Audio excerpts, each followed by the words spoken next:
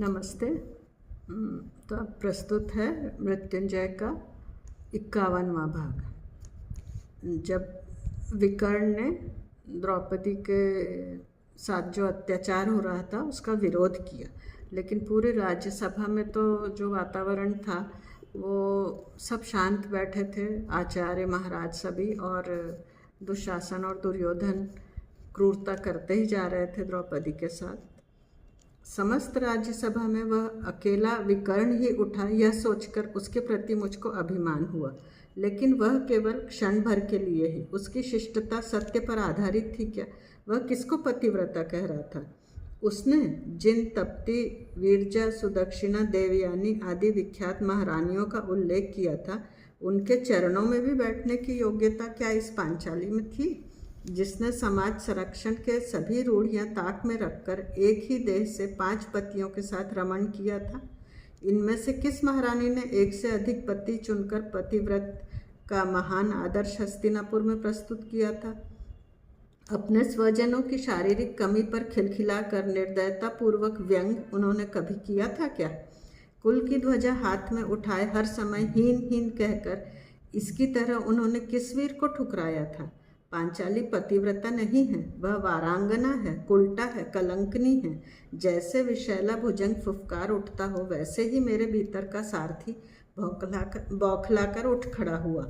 कर्ण ठहर कहने वाले सूर्य शिष्य के मस्तक पर पैर रखकर वह तत्क्षण खड़ा हो गया और फुफकारता हुआ कहने लगा, अंधाधुंध विकर्ण, तू तो मूर्ख है। सभागृह में पितामह, महाराज, आचार्य, अमात्य सभी तो उपस्थित हैं, वे तो कुछ नहीं कह रहे।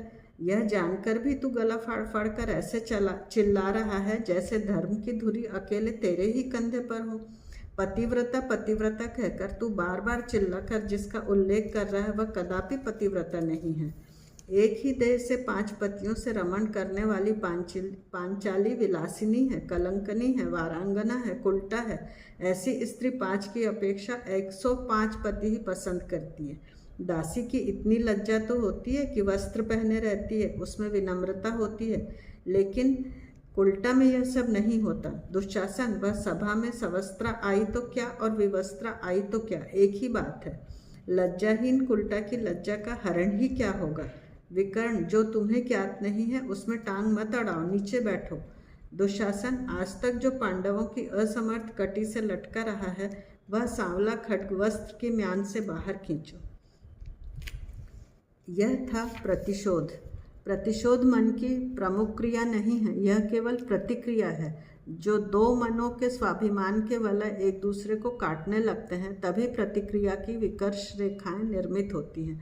संसार उसको प्रतिशोध कहता है, क्रूरता कहता है। दुशासन मानो मेरे शब्दों की ही प्रतीक्षा कर रहा था। जैसे ही केले के मध्य भाग पर जैसे उसकी पपड़ी अलग की जाती है, वैसे ही द्रौपदी के अंशुक को हाथ से पकड़कर दुशासन ने उसका आंचल खींच लिया।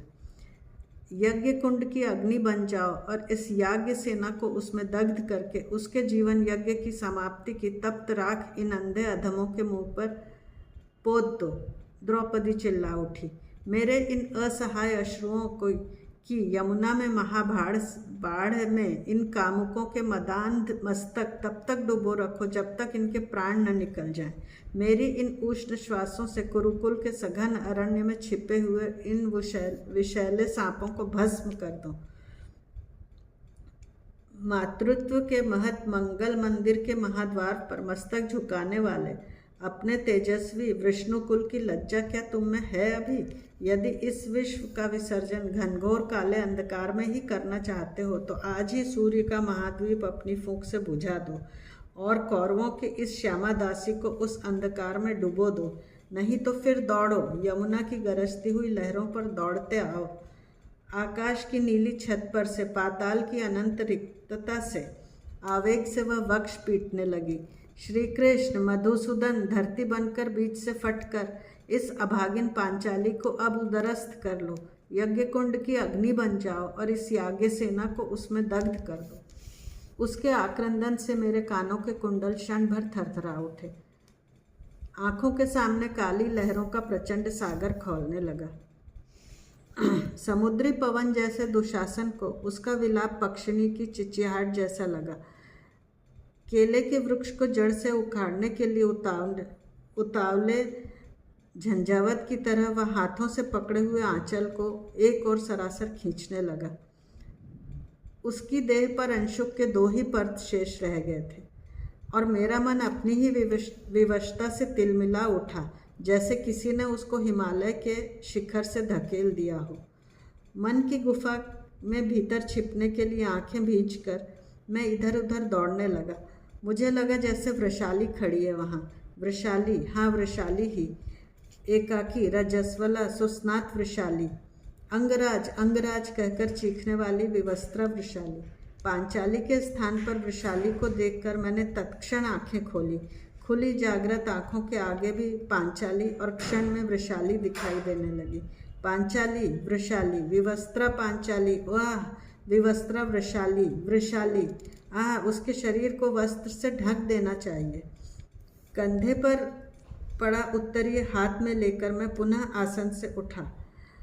इतने में ही जैसे विजयी सेना पराजित शत्रुओं के बचे खुचे शिविरों को नष्ट करने के लिए जयघोष करती हुई घुसती चली आती है, वैसे ही मुरली के रौद्र भयानक स्वर न जाने कहाँ से सभागृह में आ गए।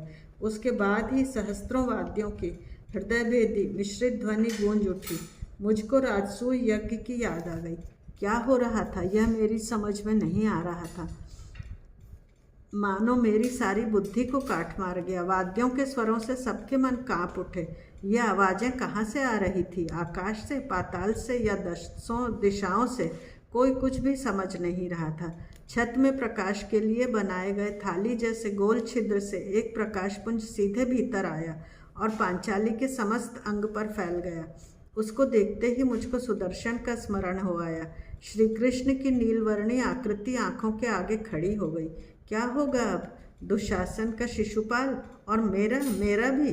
वाद्यों के कोलाहल से अब सबका मन भय से कांप उठा, परंतु दुशासन का उन्माद और अधिक बढ़ गया। किसी की ओर ध्यान न देकर वह हाथ में पड़े वस्त्र को इस प्रकार खींचने लगा जैसे घोड़ों की वल्गाएं खींच रहा हो। पानी के भंवर में पड़ी हुई सूखी लकड़ी की तरह वह वस्त्र के साथ मंडलाकार घूमी और समस्त सभागृह को प्रचंड आघात लगा। द्रौपदी के शरीर पर एक अन्य रक्तवर्णी अंशुक था, जिसकी बुनाई उसके नीलवर्णी अंशुक में गूंथी हुई थी। पराजय की भावना से दुशासन के नेत्र आरक्त हो उठे। वाद्यों की ध्वनि क्षण प्रतिक्षण बढ़ती जा रही थी। मैं कौन हूँ? पांचाली कौन है? यह कुरुओं की सभा है। यह सब भूल कर मैं उस अपूर्व, अद्भुत, गूढ़ दृश्य को चकित मूढ़ सा एकटक देखता ही रह गया। मेरे हाथ में उत्तरीय थरथराने लगा। यह क्या किया मैंने आज? कहाँ चला गया मैं? क्या कह गया मैं? सर सर सर सर, खड्ग से भी अधिक चपलता से हाथ चलाते हुए दुशासन अंशुक खींचने लगा, परंतु जैसे गोष्ठ से अरण्य की ओर जाने वाली गायें एक दूसरे के अंग को रगड़ती हुई द्वार से बाहर निकलती हैं, वैसे ही नीले, हरे, बैंगनी, शुभ्र, रक्तवर्णी वस्त्र एक पर एक करके बाहर निकलने लगे। वाद्यों में तीव्रता आ जाने से अनेक लोगों ने कानों पर हाथ रख लिए। विक्षिप्त हाथी की तरह दुशासन बौखला उठा। विकर्ण को आनंद से तालियां पीटते देख वह और अधिक झल्ला उठा। उस समय दुशासन का विरोध करने के लिए यदि कोई आगे बढ़ता तो वह किसी की बात सुनने की स्थिति में नहीं था। विरोध करने वाले के ही वस्त्रों को वो खींचने लग जाता। दुशासन के अविवेक के अंगारों को फूंक फूंक कर दुर्योधन ने प्रज्वलित कर दिया था। मेरे अवाच्य शब्दों के झंझावत से भड़क कर वह दावानल हो गया था। ऐसा दावानल जिसको न अब दुर्योधन बुझा सकता था, न मैं और न कुरुओं का राजदंड, कोई भी नहीं। महान आपत्तियों को धैर्यपूर्वक कर्तृत्व में रूपांतरित कर देने वाला कर्ण, प्रेम के धागों से समस्त नगर जनों के हृदय पर राज्य करने वाला कर्ण, एक ही क्षण में भावनाओं के राज्य का अभागा पराजित कर्ण बन गया। शिशुपाल और मैं, दुशासन और मैं, इतना ही नहीं बल्कि कंस और मैं, इनमें क्या कोई अंतर नहीं है?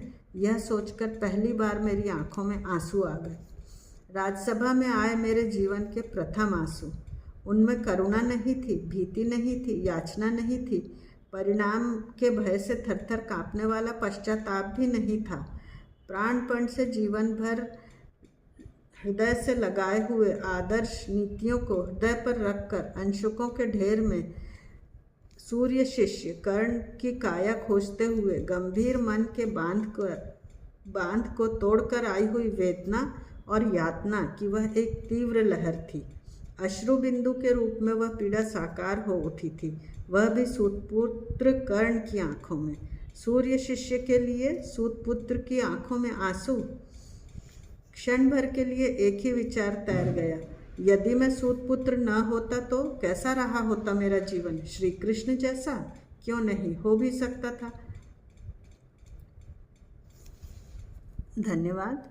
यह अध्याय हम यहीं समाप्त करते हैं। शेषाद्रि।